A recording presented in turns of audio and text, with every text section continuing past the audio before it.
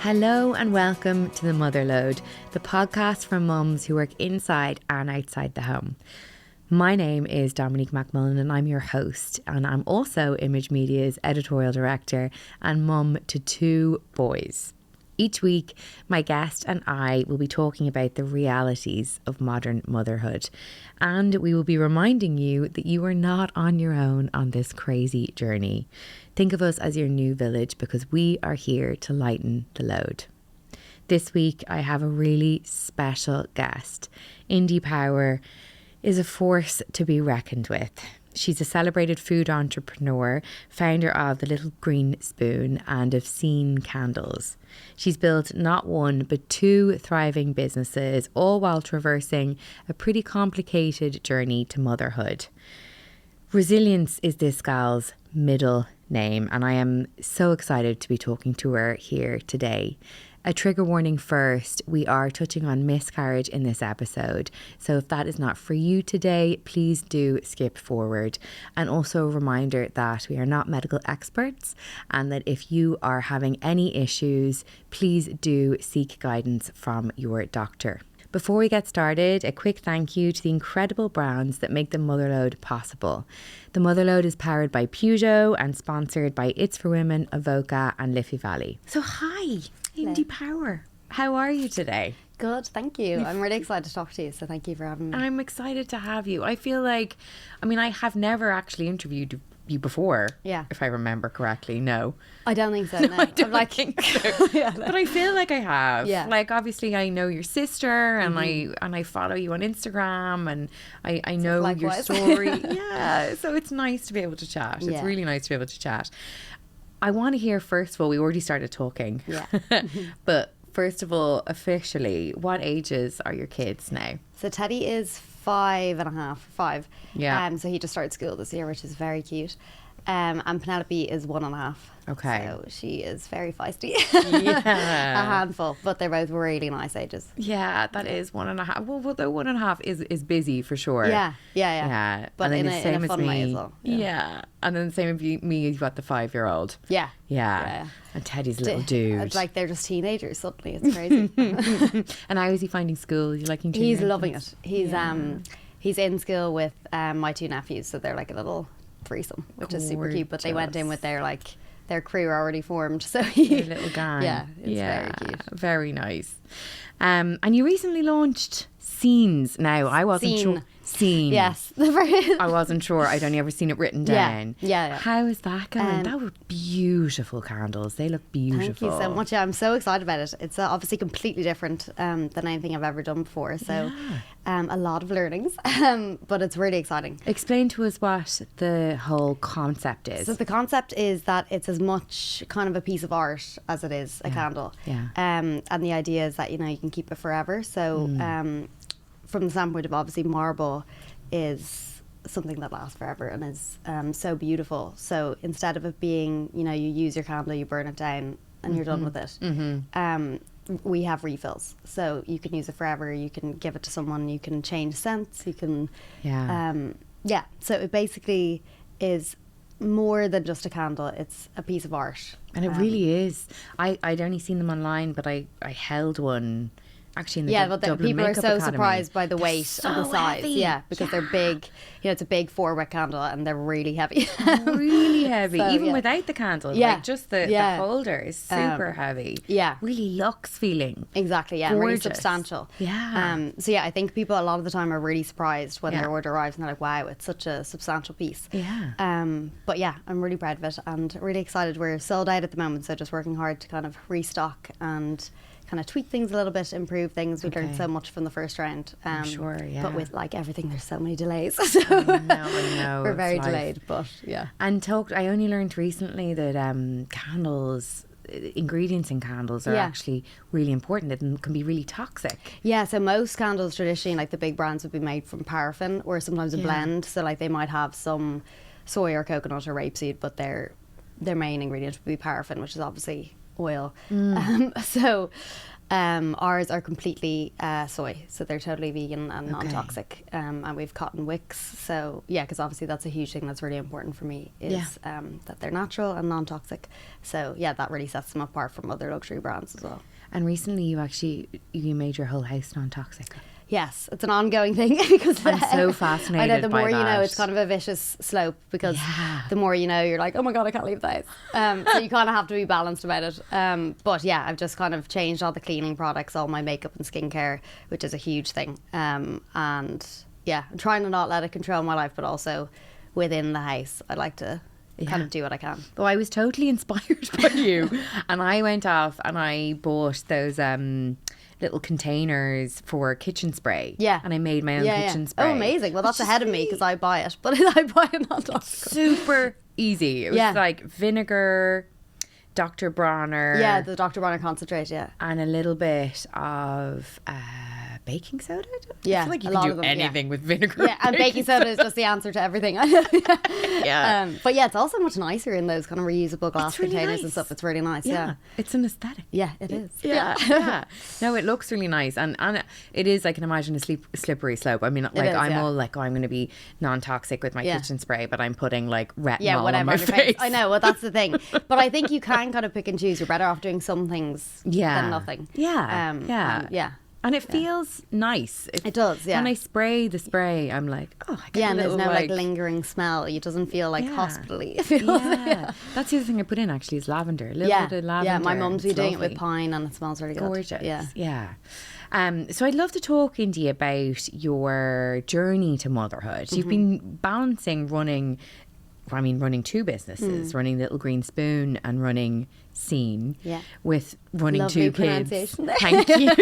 I did a little pause. I checked it in my head. Scene.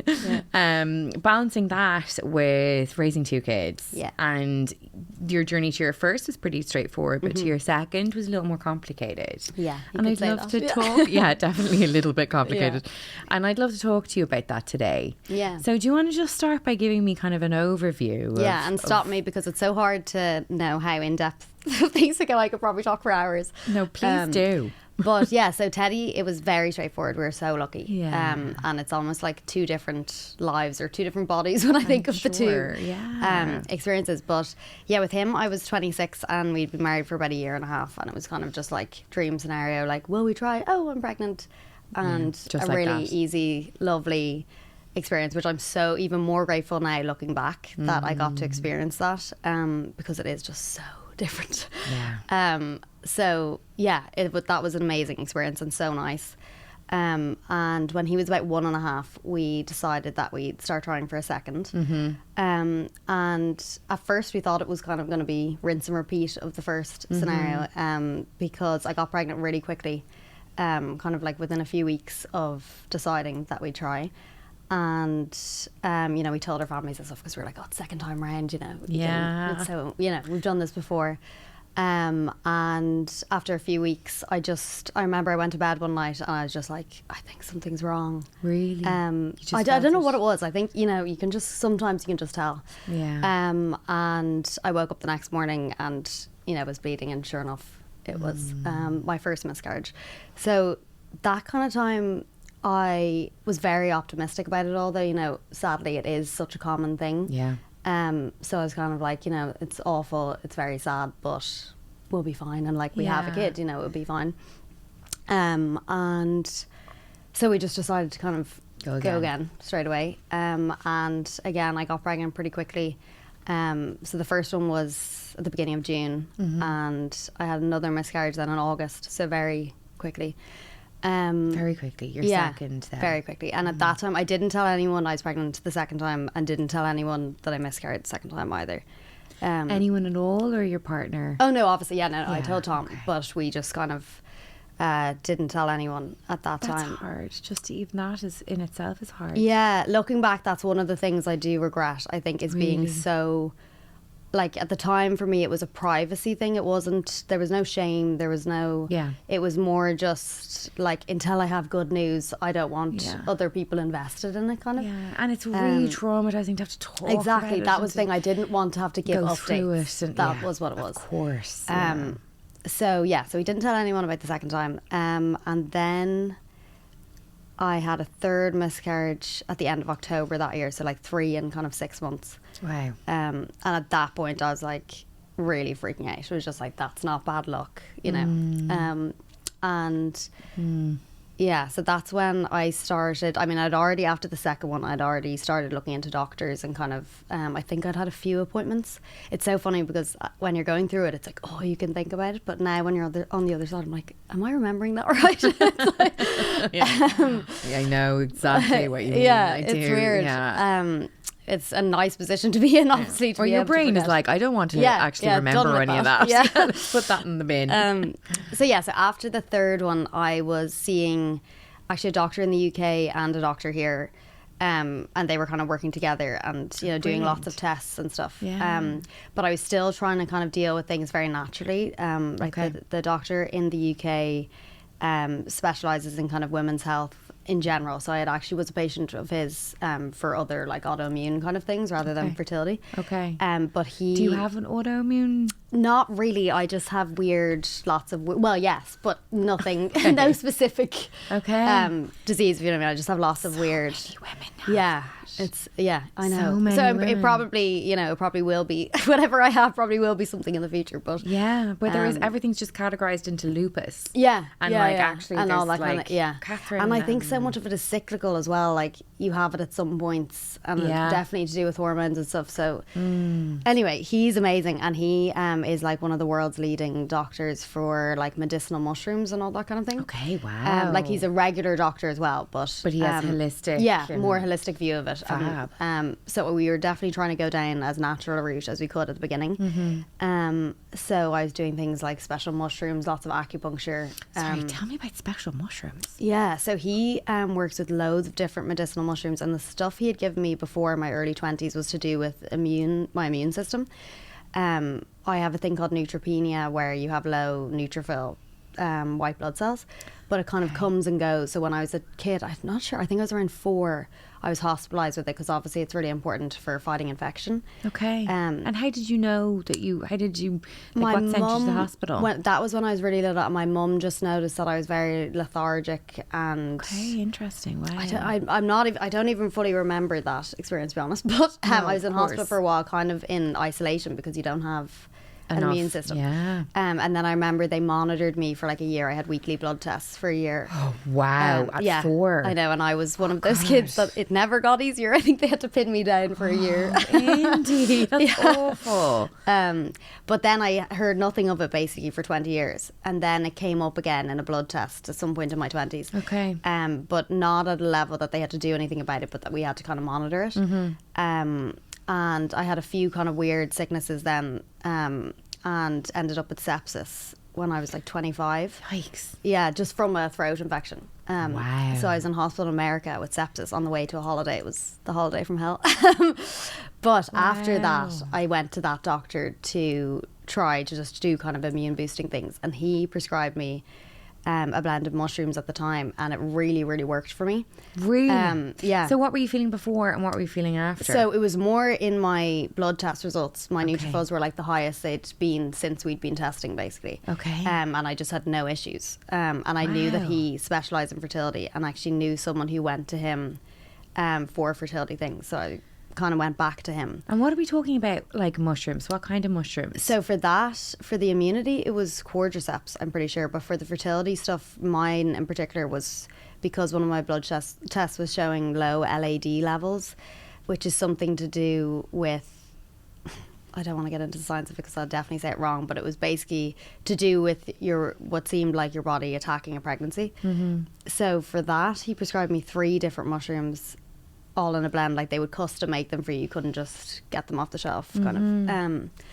And the idea was that if I took that for 3 months before conceiving, your levels should be better for kind of keeping a pregnancy. It's so interesting.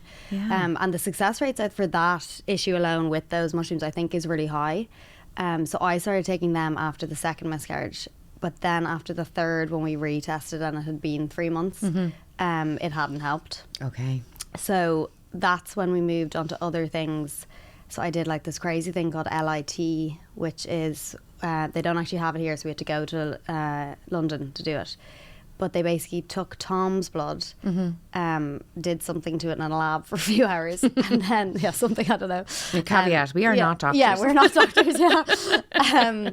And it's something to do with your lymphocytes, because it's lymphocyte immunization therapy. Okay. And his lymphocytes, I think. So I came back a few hours later, and they kind of injected it into my arm, but not into your blood, like not into your veins, into your skin. Loads of tiny pricks. Wow. And it was like a vampire facial. Kind of. Well, I actually did that as well, but on my uterus. But I've literally done it all. Indeed. But anyway, this thing, you do it twice with like a month apart. Okay. And again, same idea, but just stepped up a notch from, a few notches from the mushrooms. God, what was going through your head?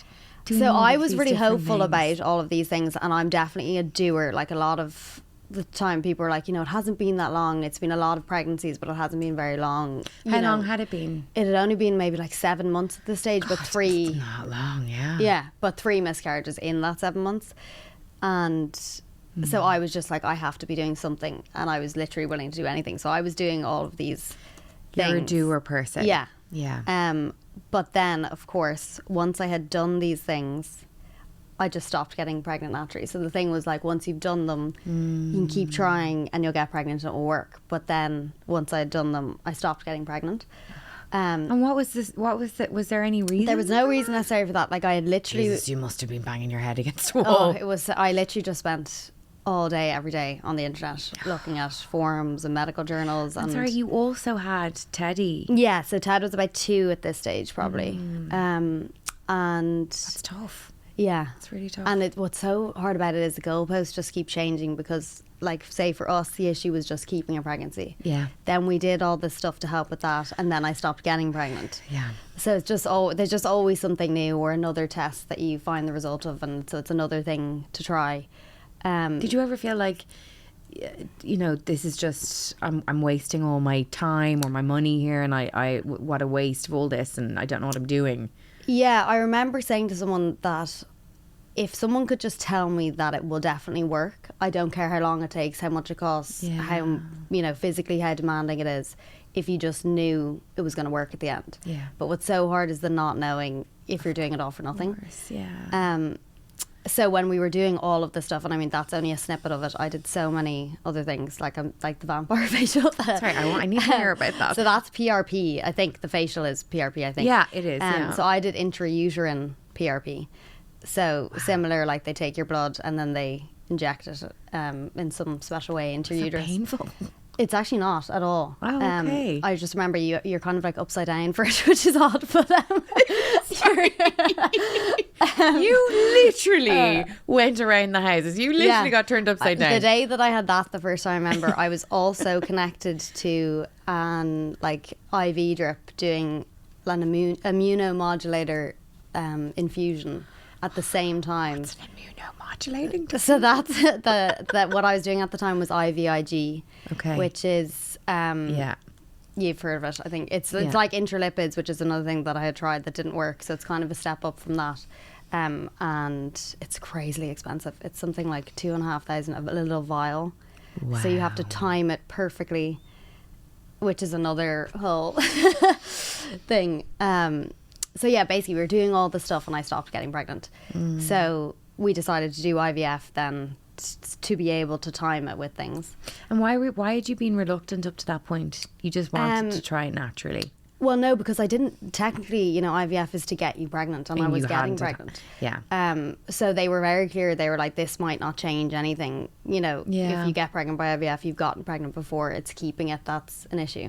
And did they think that IVF would be the solution to getting pregnant then? Well, they thought at least that with IVF, it's very time controlled. So at least we could time those treatments really specifically, like to the ovulation day, to the egg retrieval, to the transfer. You have such they got more control. Yeah.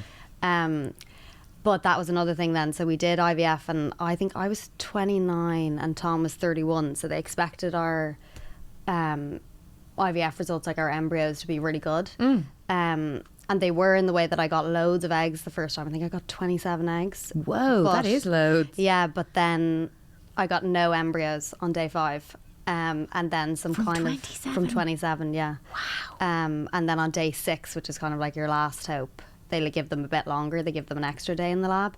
I got 4 kind of okay quality ones. Okay. And at the time, if you wanted to test them, like genetically test them, I'm not sure if it's changed, but you had to decide before you started the round. Mm-hmm. So we had decided not to, because they were like, you're so young, you don't need to, they'll be great. And then they weren't. So we actually transferred 2 of them at a time, because they were like, they're not great quality. And the first time we transferred, it didn't work. And we had done all those treatments and timed them, so that was a real blow. I'm sure you're understating how much of a blow that must have been. Yeah, well, I actually think that the call on day 5 of the first IVF saying there's no embryos was probably one of the lowest points, because that was also kind of one of the things we were like, oh, that part will be easy. Yeah. And of course it's not. Nothing is. Nothing was, yeah. And anyway, so we transferred 2, it didn't work. And then the next month we transferred the other 2, and I did get pregnant, but I miscarried again, even with all that stuff. Your 4th. Yeah. So that was, again, very rough. And then we decided that we'd basically do the exact same thing again, but hopefully with way better embryos. So we took a few months to, take every supplement under the sun, to drink 0 alcohol, to sleep 12 hours a night, all the things. And it did work. We had much better results. Interesting. Yeah, it is interesting. And we did the genetic testing that time. So the idea with this was, if we had a perfect embryo that was tested and everything, Yeah. and did all that stuff, like, it would have to work. Yeah. Don't never say yeah. that, though. Don't say that. So we did that. We transferred 1 like perfect embryo. Yeah. And did all the stuff, and it didn't. And I did get pregnant, but I miscarried again for the 5th time. So that was when my doctor said that, we had 3 other really good embryos, and she was like, of course, if you want to try, we can transfer those 3, but I would keep them and use a surrogate if I was you at this point. Because of the trauma just on your body more than anything, I would imagine. Yeah. Like, how many times you've been pregnant? 5 times? Been pregnant 5 times. 6, 7, 8, 9 months? No, the 5 was probably... was a year and a half, I think. Wow. But it's mostly actually the IVFs I found more taxing body-wise, yeah. Really? The hormones? Or the hormones. One of the second round of IVF, I also got OHSS, which is ovarian hyperstimulation syndrome. Yeah. And that was really bad. Why was that bad? That's basically, like, I think it's when they do the egg retrieval and they take it out, it's when too much fluid rushes to each of the spots. And again, I had so many eggs, I think it was 21 that time. And both times, that's huge. Yeah. So the recovery from that was, like, really tough. I remember there was like 2 or 3 days where I literally could not stand up straight. Like, I remember going to the bathroom and walking past the mirror, and I was actually, like, at a right angle, because, like, I couldn't, I don't know what you were so full. Yeah, and so bloated full. and, Yeah. Yeah. And really bad fatigue and stuff with that. So that was really rough. But so, yeah, I found the IVF recovery, I think, worse even than some of the miscarriages. But really? Yeah. Wow. I know, it's weird. It's, I don't know. But it was just so much up and down that actually when she said the surrogacy thing, I actually just felt such relief that... Really? And that we already had the embryos. It'd be another thing if she was like, let's do surrogacy, but you're going to have to get the embryos for that and stuff. The knowing that we had them. I just felt loads of relief actually when we got to that point. I'm sure. You're probably exhausted. Yeah. Exhausted. Yeah. So that was, I remember, I think that was the day after Halloween. So November 1st or something. And on December 11th, I found out I was pregnant with Bernard, being completely naturally. So it was just crazy. Yeah. What was that moment like? I think when I first saw it, I was just like, oh, here we go again. Now I have to go. It wasn't, oh yeah, I'm pregnant, or this one might work or anything. It was just, now I'm going to have another miscarriage, kind of. Yeah.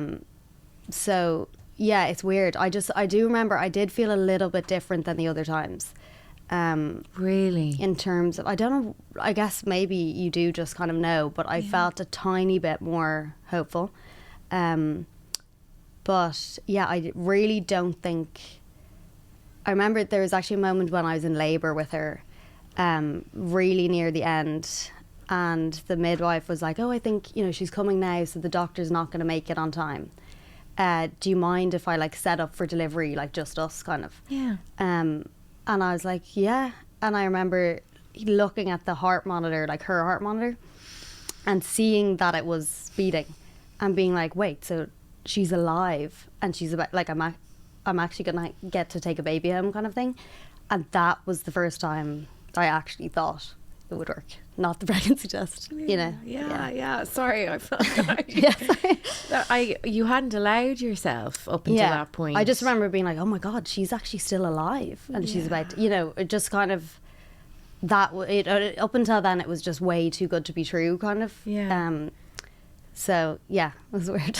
You're so brave and so like, I just honestly, to do that many times and to keep going, like I just like I had one miscarriage and it was such a traumatic experience. I remember reading your article actually about that and finding such like, solidarity is the wrong word. I don't know what it is. It's obviously like a mix of solidarity, empathy, everything, but I just remember you had phrased it all so eloquently and so just in a way that, you know exactly what I mean, that unless it's happened you can't describe it kind of, but you actually did kind of do a good job of. I mean, I remember just at the time feeling so strongly that I had heard, I remember thinking this, I had heard so many people, so many women I knew talk about, oh, I had a miscarriage. Like really like, you know, oh, it's just this thing that happened.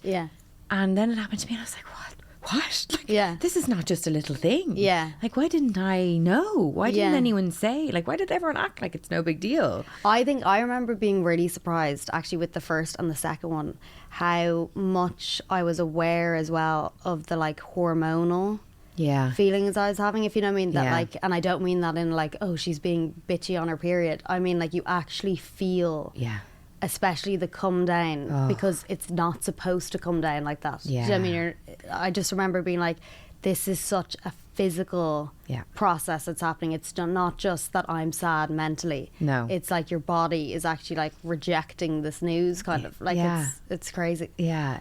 And every fibre of your being is rocked. Like you know that something wrong is happening. Emotionally, physically, every part of you. And the physicality of it really shocked me. Like I really wasn't expecting that, and to think of going through that many times, like what kept you going each time? I think, to be honest, I never made a choice each time to keep going. It was just always going to be. Yeah, it was like there was no question ever, I don't think, that of whether, like, you know, after this one, are we going to keep going? If this doesn't work, there was no question. Wow. We were going to keep going. But that's just kind of, it was almost kind of a primal, like, we're just going to keep, there's no option kind of. So I never thought of it as optional. It was just, what are we doing next each time? We're just keeping going. Yeah. And had you always imagined having two? If you asked me when I was like 16, I would have said at least 3. I'm one of 4. Tom's one of 4. I definitely used to always say at least 3, but it's 2. I used to say like 8. Yeah, I know. Yeah, you're like, oh, I don't know. Loads of kids. And then reality hits in. Yeah, exactly. You also think you're going to choose exactly when and, perfect age gaps and all that. I know. But yeah, no, 2. Reality is fairly different. Yeah. How do you think all of these experiences has shaped you as a person? Like, you must feel very differently now than you did, especially if you think back to who you were. Yeah, I do definitely feel very different.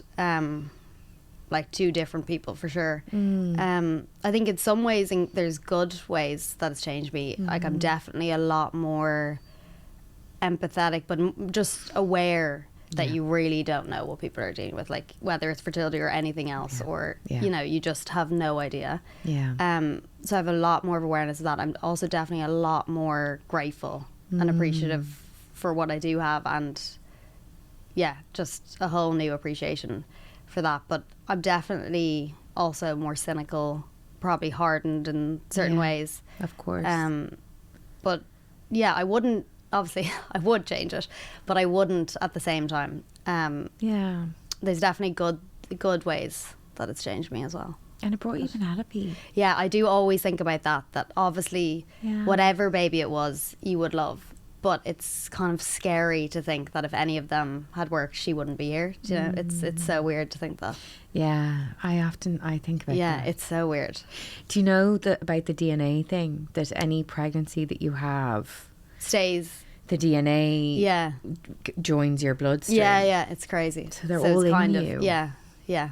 I find that really powerful. Yeah. And a nice feeling. Yeah, you know, definitely. a good feeling. Yeah. That it's something that you are going to carry with you forever. Yeah. Literally in your blood.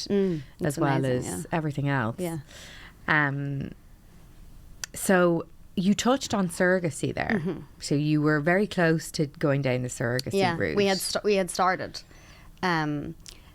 And we're so lucky because my sister Sophie, who you know, had offered to be our surrogate. I just think that's so amazing. I know, it's amazing. It's amazing. It's incredible. Yeah. And that was a huge sense of comfort for me, for sure, because she offered that after my 4th miscarriage, I think. Okay. So I remember the day that she said it, and she was like, "I'm really nervous to say this to you."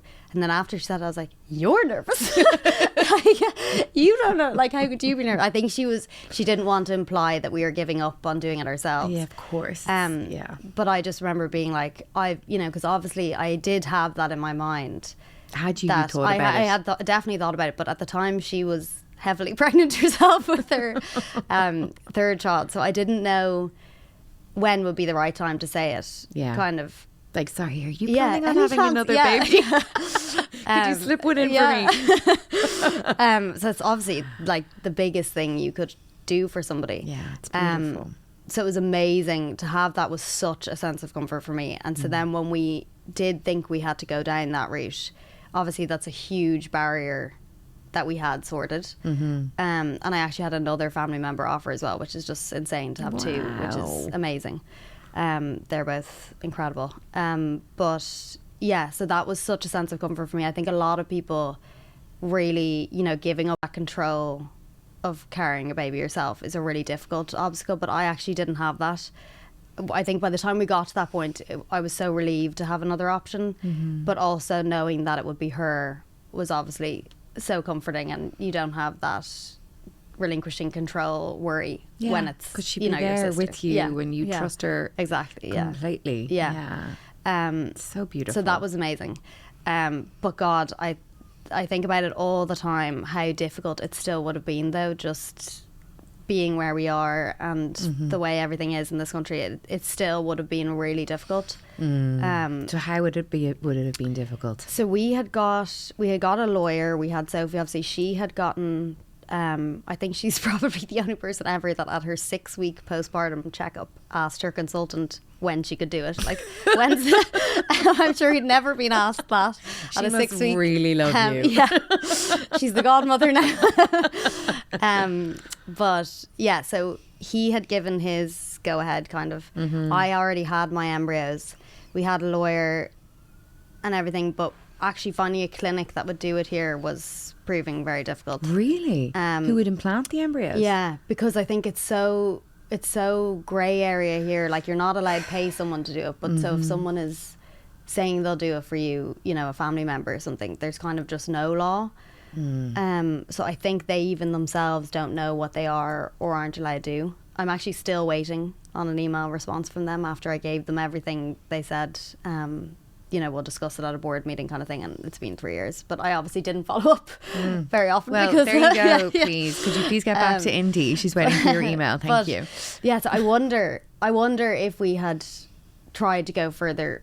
Obviously at a worst case scenario, we were saying we would go abroad to do the transfer, but you shouldn't have to do that. Yeah. Like, this isn't, Yeah. And then obviously if the baby was born, then it would have been, there would have been a lot of legal things. And I think the main thing actually is that I think her husband would have been legally, even if I'm probably getting it wrong, but I just you're not. know, yeah. No, you're not. Yeah, her husband. I'm pretty sure she legally would have been called the and the her mother, husband would and have her been husband would yeah. have been the father.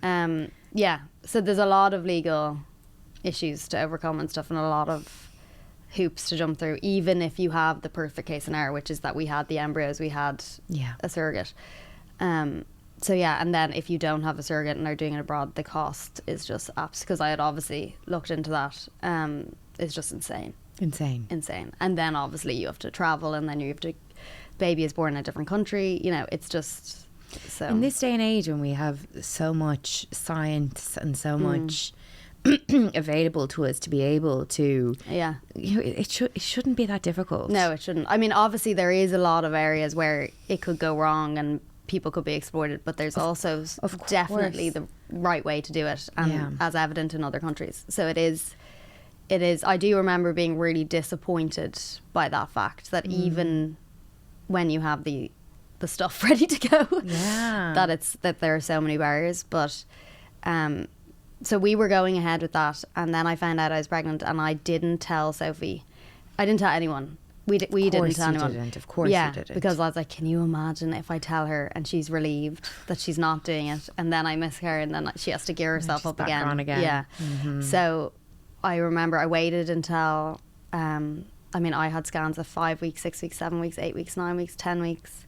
Wow. I think I had a scan every week until 12 weeks, from 5 weeks. I can't. Were you? I mean, where did you get your scans? Yeah, Was it thank private God. place? So my doctor, who had done all the kind of immune treatments and stuff, just knew how much I was freaking out, so she just said come in once a week. It was just for peace of mind.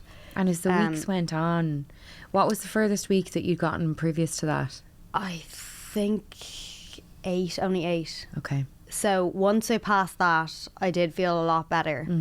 And then we did like the harmony test, and I felt a bit better after that, but it didn't really matter. I also felt movement much earlier. Okay. Like with Ted, it was week 20 something, whereas I felt proper movement at week 14, I remember. And that was such a comfort. Wow. But I mean, I really was terrified literally until that moment when she said push. So yeah, but the weekly scans really helped. As a mum, the reality is you spend a lot of time in the car. And whether you're juggling work, home, or both simultaneously, you need a car that just makes life easier. The other Image mums and I recently test drove the Peugeot 3008 and the 5008, and honestly, we were genuinely impressed. They're spacious, big enough for car seats, school bags, sports gear, with clever storage and really innovative tech. Plus, they just feel great to drive. The 3008 SUV is a perfect mix of style and practicality, while the 5008 has the extra space and 7 seats if you need them. Whether you've got babies, toddlers, or teens, Peugeot has thought of everything. When life is non-stop, you need a car that keeps up, and honestly, Peugeot just gets it. And how is the pregnancy generally? So really easy, apart from the anxiety aspect of it. Like I remember my consultant at my 12-week scan saying that he was treating it as a completely normal pregnancy, and just being like, what? But it was like, and you know, it was just so hard to believe that, but it was. And it was very easy, and pretty much like my pregnancy with Ted. But just experienced very differently. Yeah, there's a lot in between. Yeah, it made me so grateful for the experience with Ted, though, because I was the epitome of blissful ignorance with that. I genuinely was so carefree. I remember someone before the 20-week scan with him saying, you know, oh, are you nervous? You know, and I was like, nervous for what? Like, it's great that I just get a longer scan. Like, I was the first of my friends to have kids. I didn't even know what to be worried about, and I was so carefree and just excited, you know, happy love bubble for 9 months. Gorgeous. Which is so nice, and I kind of can't believe that was me, because it's just complete polar opposite to like, I literally didn't breathe, I think, for 10 months. Were you being looked after? Was everyone making sure you were okay? Yeah. And how was the birth? Amazing as well. Lovely. Just standard. Yeah, just standard, easy. Standard, really nice. Beautiful, incredible, magical. I had 2 really nice labour experiences, actually, both times. In Hollis Street? No, Rotunda. Okay. Yeah. Gorgeous. So I did. Teddy, I had no epidural or medication or anything, but with Penelope I did, and That's the only difference, and it was very different. But No, it was, yeah, oh my God, get the epidural. yeah, I know. I was like, what was I doing the first time?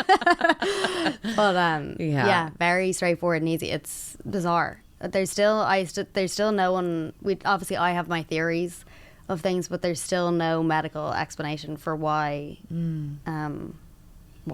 any of it, I guess. And what do you think if the people are listening who are going through that kind of a journey now, is there anything that you'd say to them? Is there anything that you learned that you're like, God, I just wish I'd known X? I think I can't even imagine if I didn't have Ted, because that was one, obviously the gratefulness that I had a child already, but it also gave me some sort of belief in my body that, I have done it before, which was also kind of what made it so hard, because I was like, how to, like, why is this happening when I know you could do. So in some ways it was frustrating, but in other ways it was a comfort. So I can't even imagine the people that are going through it for their first baby.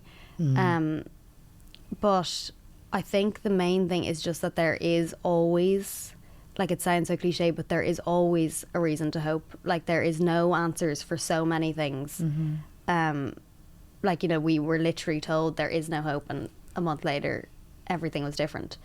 And so much change in that time, and you try so many things. Even if you try everything and it works, you don't know which of the things is what made it work. So there's just no answers, but it can always work out. But I really clung to success stories and stuff. Like, that's one of the reasons why I talk about it now, because, like, that's what I searched for in the middle of the night on weird forums and medical journals and all that kind of thing. Is just, you just never know. Really. And did you ever feel any kind of stigma? Is there anything that you ever felt like you couldn't talk about? No, I don't think so. When I didn't talk about it, which was for the whole time I was experiencing it, really, was only because of my own coping mechanism and privacy. It wasn't to do with ever feeling like I couldn't. It was that I didn't want to. So no, I haven't actually experienced any stigma about that at all, I don't think. And I think more and more people are talking about it. And it does make such a difference, because whether it's that you're sharing a success story and that gives someone hope, or it's just when you're feeling really hopeless, knowing that it's other people as well. Even though I didn't talk about it at the time, I was reading everyone else's. But now everyone's reading yours. It's this stuff is so important to share. It's how we move forward. It's how we heal. Definitely, it's how we keep going.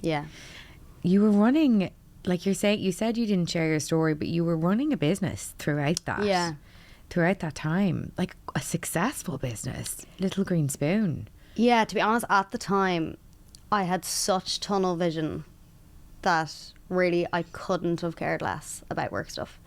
You wouldn't have known that though. Like, first of all, it's pretty much a full-time job doing all that stuff. Like, there was definitely weeks where 5 days a week I had an appointment of some kind. Like, whether it was acupuncture or a blood test or a scan or a procedure, like 5 days a week. So even that, just from a time perspective, takes up so much of your time, let alone your kind of mental capacity. So any work I did do was very much an obligation and a chore. And in some ways it's sad, because it took away a lot of the love for doing what I do. And I'm sure, like, you're just having to keep the money coming in. And just keep things ticking over, kind of.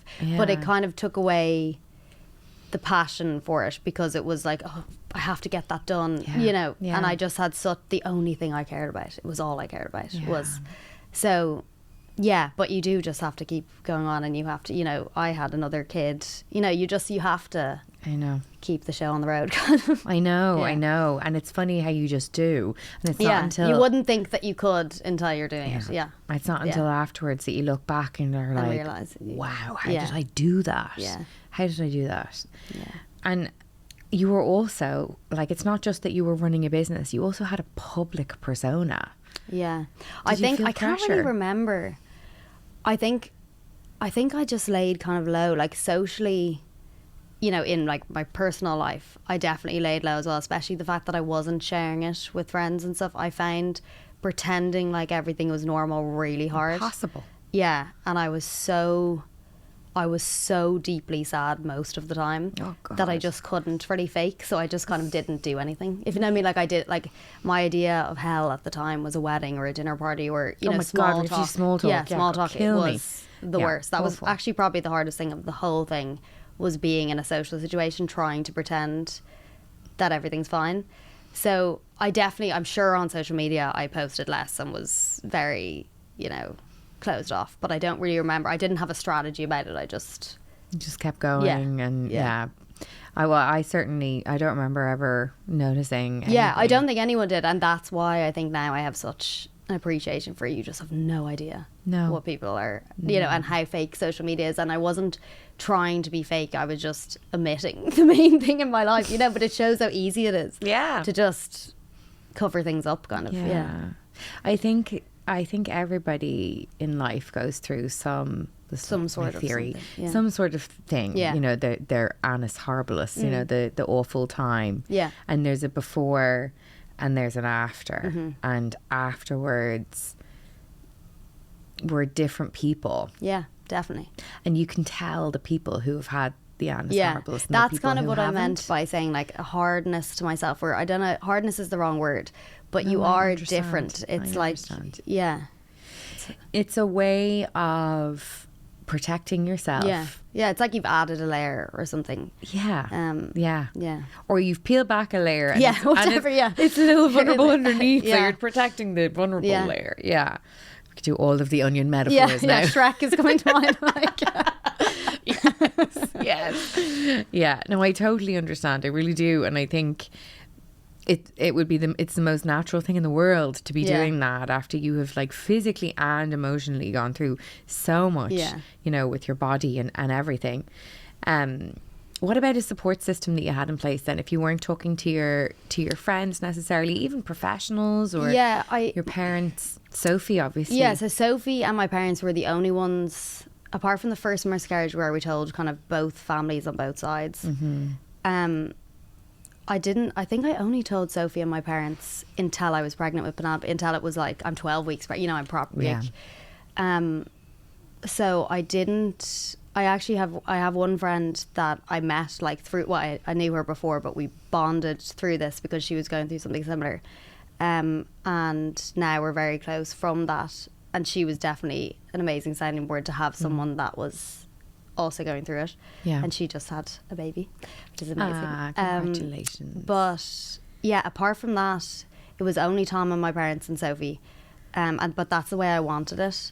But looking back, it was the way I wanted it at the time. Looking back, I know my friends would have been amazing about it. And the cons in my mind of having to share updates and disappointment and stuff, which was what was holding me back, probably would have been outweighed by the good of having more support. So I think if I could change that, I probably would go back and share more. But at the time, it suited me to kind of be private. And I did have a doctor that was great, that I could, you know, say my theories to, or say, that's great, I want to try this, you know. And I know a lot of people don't have that, so that is good as well. But what about looking after yourself? Like, is there anything that you learned from that process that you need in your life, that, you know, a certain way of minding yourself that you didn't realize was so important to you? I don't know. I did a lot of acupuncture. Did you? But I don't, like, that wasn't really for minding myself. I thought that was for, you know, fertility. It was for, yeah. So how do you mind yourself? What do you do to relax? At the moment, I'm obsessed with sauna. Oh my God, me too. Yeah, I know. That's why I was like, when you said you were having sauna tonight, me too. Yeah. So I love that. Do you plunge and sauna? I don't plunge. Oh, do you? No, I don't plunge, because one of my weird autoimmune things is that I get very purple toes from cold. So I use that as my excuse not to plunge. But I love Raynaud's. Yeah, but then I get like it stays. It doesn't for months. Oh, don't do that. Yeah, no. Definitely don't plunge. So yeah, I don't plunge, but I love sauna, and I love being I'm not like someone who's obsessed and loves exercise. I've had to get myself there, but when I'm in a routine, I do love that, and do feel a lot better if I do my Pilates and my kind of weights and then sauna. Do you reformer? I don't do I have done it, but I've never done it in a routine. Okay. I would like to try it properly. It's my like dual obsession Is at it? the moment. Yeah. Reformer and sauna. Ooh, yeah, I like love. the sound of that. Yeah. Yeah, so that's probably like self-care. I also love like my skincare routine and all that kind of thing. But like Yeah. at the moment, I feel like that's just like the bare minimum for everyone now. I know. So Do you have a good support system for the kids now? Like Yeah. you've got, Yeah, you know, yeah. 2 young kids and 2 businesses. that yeah, you're no, I running. do. I have it, and now when I had Ted, I was the first one to have kids kind of in my group. But now everyone has 1 or 2, and I have some really good friends who are at the same life stage, Okay, which is good. great. And then obviously Sophie, and our kids are super close. Yeah. And my parents are amazing, and Tom's parents are great, and his sisters, and you know we Oh have my a big God, you're yeah. close. Yeah, we That's have brilliant. a big support system. Yeah. Yeah, because I really feel like, I know we talk about the village a Yeah. lot, you know, Yeah. but the reality is so many mums are raising Don't kids in have- I know. isolation. Yeah. You really do need that village. Definitely. So you've got your 2 little ones now. When you think back to what you thought about motherhood before you had kids, do you feel very differently now? I can't even remember what I thought it was. Me and Tom were saying the other day, because we were talking about people we know now that don't have kids and feel like they're making a much more educated decision of when they will or if they will. Yeah. Whereas I feel like I always knew I wanted to be a mum, so we were just kind of like, okay, but we actually had no idea. Like, you know, we hadn't thought about it. We were just like, it's the next stage and we know we want kids. Whereas I feel like neither people do, not that it's changed, it was only a few years ago, but I just mean a lot of people now make a really educated choice. I know. Whereas we just kind of jumped in blind. Yeah. So I don't even know if I had a picture in my head. And in some ways it's definitely way harder probably than I expected, but it's also way better than I expected. I think you can't fathom how much you love them and how it's like a different kind of fun and a different kind of happy and stuff than you've ever had. You know what I mean? It's not. So yeah, it's definitely harder in ways, but it's also way better than you expect, I think. Yeah. And what do you kind of hope that Teddy and Penelope kind of watching you navigate the world, especially Teddy, after, you know, he must have seen you go through some stuff. Yeah, I mean, kids are so intuitive. He obviously, I'm sure, felt it sometimes, but he was also so little. Like, he was kind of 1.5 to 3.5 when it happened. Yeah. So part of me gets really sad when I think about that, because I definitely was too sad to enjoy him at that age to the max. You know, obviously I enjoyed a lot of it, but I was really, really down for a lot of it, and I wish like I'd give anything to spend a day with him as a 2-year-old or something without that going on in the background. So I'm sure he had, obviously he had no idea what was going on, but I'm sure he felt how I felt sometimes. Even in the way that I see how he is with Penelope, it's so weird. It's like he's almost like a parent to her, how much he looks after her and how like kind of caring he is.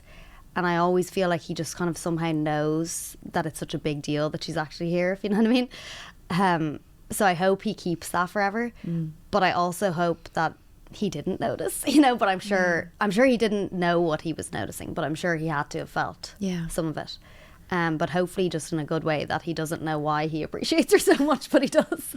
And hopefully it's like 20 years time and he's like, this magical baby sister, she's amazing. But that is what it's like though. It's so weird. He treats her like a parent. It's really weird. He never has any kind of siblingness in a rivalry or a jealous way or just kind of a usual kid way. He's just so caring to her that I'm like, how are you such a good, you know, it is as if he just knows there's some, so I don't know, but hopefully he keeps that but didn't take any of the bad stuff on. I don't know.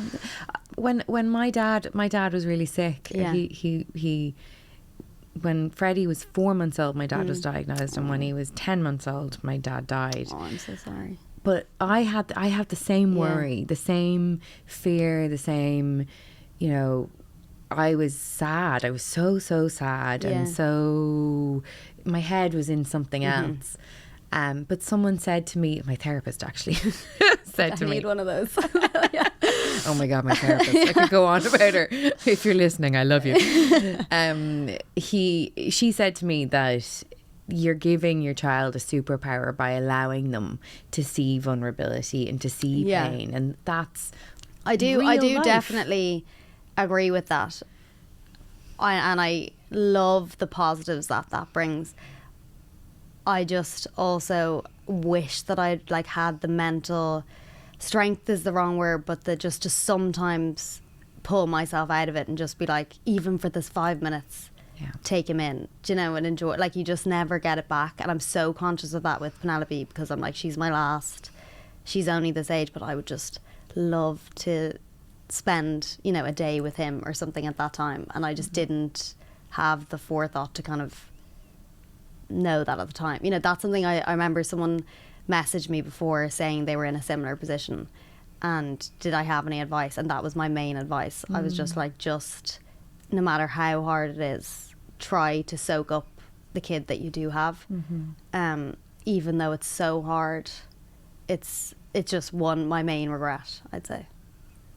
It's Go easy on yourself too, though. It's the other thing. Literally, the other thing my therapist said, the same thing. I'd brought Freddie to therapy. What's their number? I'll give you it afterwards. I had brought Freddie with me to therapy while I was seeing her. I was seeing her while Dad was sick, and I was saying this to her. You know, fast forward 3 years, that I felt so guilty and that I hadn't been present for Freddie, and she was like, I saw Freddie, he was in this room, and she's like, he was the happiest baby, and you were the best mum, and you were with him, and don't change. Don't, you overanalyze. Don't historically repaint what happened then. Yeah. You know what I mean? Yeah. Like, you were probably better than you were. More present hopefully than it's you only in a thought. selfish way that I would enjoy to spend some time with him then, but hopefully he he didn't notice. I love that too. And sometimes I actually think that now. I read somewhere something, imagine that you're like a granny and you've just been transposed into the moment with your kids, and they're in the bath, they're driving you mad, and you're suddenly like 80 years old and you're seeing them now and what that feels like and how special that is. I know, the mundane That's moments that amazing. you Yeah. God, it's all very moving. Okay, I have some extra short questions. What cliche about motherhood or about motherhood meets career would you like to see the end of? I'd say probably that when you're on maternity leave, you're taking time off. Oh my God, yeah. I think that's, for anyone that's a mum, that's Couldn't probably all be I need to say. Further from the truth. Yeah. What's the best or worst piece of advice your mother ever gave you? I don't know that there's like one piece of advice that like springs to mind, but I definitely try to emulate her parenting style in general. Like both my mum and my dad had such a kind of, well, seemingly effortless way of just a really good balance of that. They were never strict, but it was always very clear what was kind of expected and what was right and what was wrong. But they were just somehow just really loving and supportive, but never pushovers at the same time. Like, they just had a really good balance, and it seemed to come to them really easily to just know how to do that, if you know what I mean. That is an art. So I hope that I emulate that with my own kids, but I would love to know how to do that, because I'm already struggling with that with a 5-year-old. What is a parenting hack that you swear by? For me, it's definitely prep.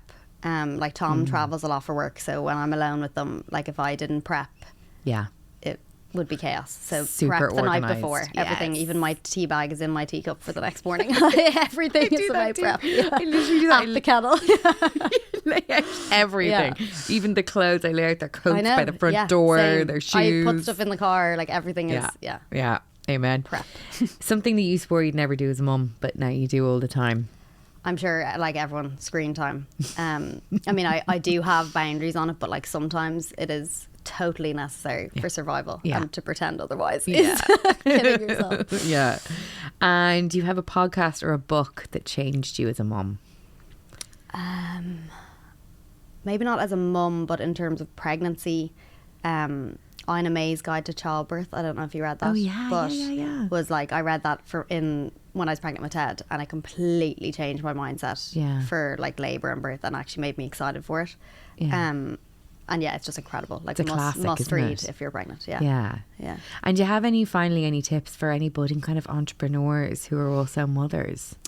I think that you definitely have to love it, because you have to work it around your life. So to bother at the end of a long day to like, you know, I remember like when I was starting seeing, all the initial stuff was like when I had an 8-week-old or whatever, and you have to bother to you have to want to do that at the end of a day with a newborn and another kid. So it has to be something you really love. Otherwise you just couldn't. Wouldn't be possible if you didn't love it, I don't think. Indy Power. Thank you so much. Really genuinely. Thank you so much for having me. For sharing and for being so authentic and open and warm. And I know that people will listen to the story and feel that hope that you felt Googling them in the night. Yeah. Thank you so much. Thank you so much. If you enjoyed this episode, you might like to log on to image.ie or sign up to our Motherload newsletter for more. And please also tell a friend about us. It helps us reach more women who need these conversations. Thank you, as always, to the brands that make the Motherload possible. The Motherload is powered by Peugeot and sponsored by It's for Women, Liffey Valley and Avoca.